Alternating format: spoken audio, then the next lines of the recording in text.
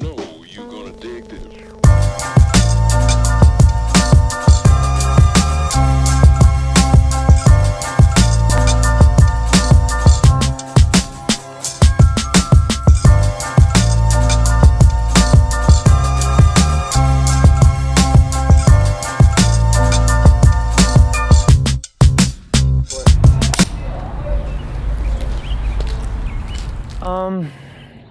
When I was born and raised in San Antonio, Texas, and I was like in a poor neighborhood, and my birth mom, I didn't know my dad, but my birth mom, she was like really big into drugs, coke, like all that.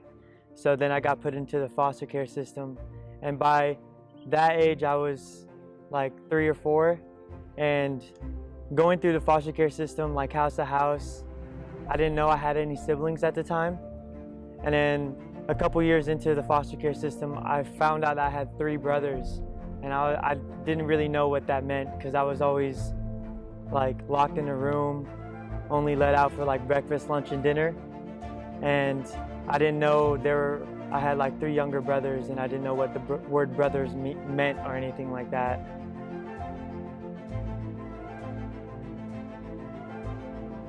Through the foster care system, a lot of stuff happened. A lot of things that shaped me out to be like who I am today.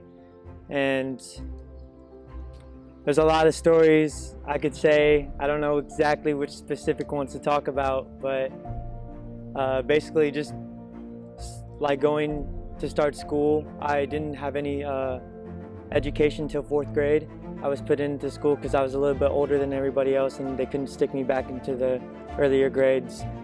But yeah, I went to school in 4th grade, and I didn't know how to read or write or anything, but 5th grade everything changed and stuff like that, and that's when my brothers and I started going to school. And then I met my parents now when I was 9, and they adopted us. I have 2 moms, and they adopted us, so we moved to Georgia, Atlanta, and I lived there for about 5 years, and then I made my way up here because we have a lot of family. So my mom, both my parents grew up here, and we have like a lot of cousins and aunts that live here.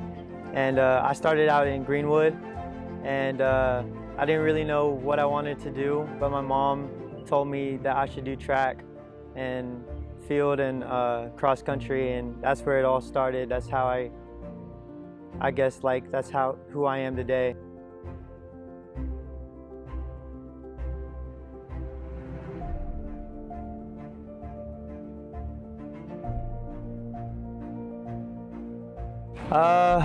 One of the hardships that I always tend to go back to is I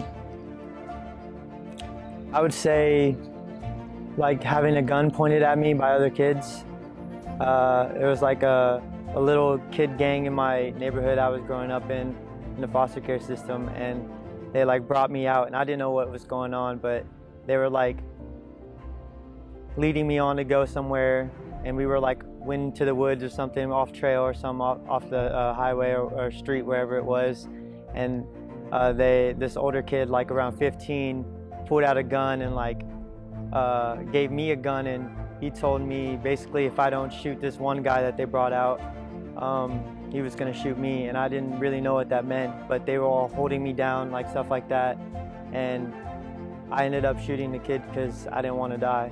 So I don't know what happened to the kid. I just heard him scream and then fall on the floor, and then I dropped the gun and ran, and they tried catching me, but I was too fast. So yeah, I struggle with mental health even to this day. The 2 things that brought me, made me feel better and made my health a lot better too, was number 1 was running. When I started running and knowing that I was pretty good and started winning stuff, it made me focus on that instead of focusing on what's all up in here. That's one of the big things. And then also music. So I'm a rapper, and I really like to make music that really means something to me. So those 2 things, just finding something that you love and you're passionate about definitely helps your mental health, and that's something that really helped me.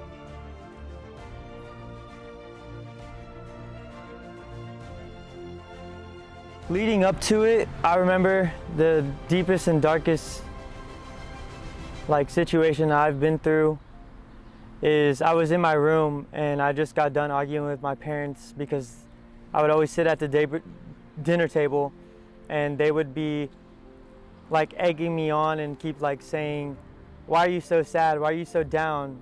Stop feeling bad for yourself. They didn't know what was going on in my head. And later that day, after all the screaming and fighting was over, I was sent up to my room. They took my phone and everything. And I wanted to commit suicide that day. So I wrote out a lot of death notes, basically death notes to my parents, death notes to my brothers, my coaches that I really loved. And I was on the verge of jumping off the roof with a rope, because I have a rope in my room and I tied it into some knots. But what stopped me from that was my cousin called me out of nowhere, and he never calls me out of nowhere. And I told him what was going on, and then he told me that you're loved, you have really good friends, you have me, just family being there for you. So that's something that kind of stopped me from doing it. And I found out later, even now, that there's people that count on me and there's people that love me. And I've never really knew that until my family spoke up to me and told me that they do. So that's what really saved me from that moment.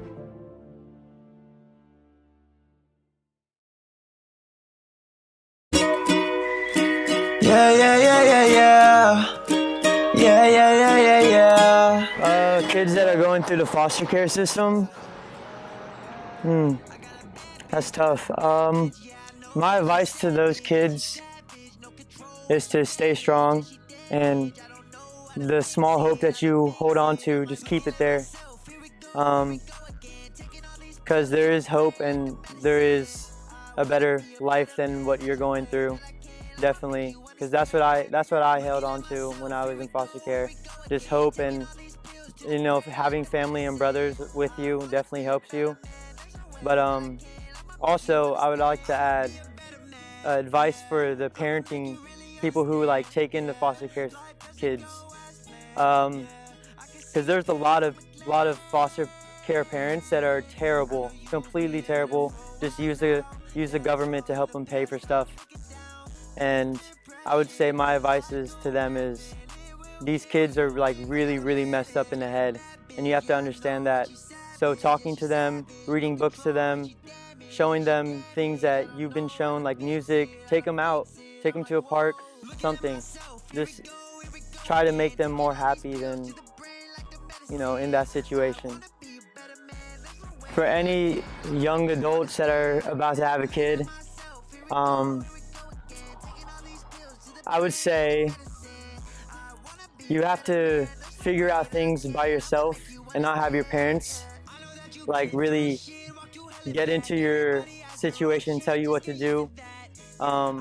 Also, have your friends, having friends that have the same mindset as you also helps, because they'll be giving you advice and stuff. But with me, my parents now, they're very controlling, and if you have controlling parents, you have to cut it off, even if it hurts them, and they will understand it later. But you have to cut off those ties, and that's what I did. And that really helped me see the bigger picture. And I didn't know how to go in and write a check at the bank. I didn't know how to, sign a lease and all that. And I figured that all out by myself and taught myself, and with the help of friends that are like-minded people. Find like-minded people. Find your group. Something that, even in college, when I went to college, I found my group of people, and that's what I needed. So find like-minded people.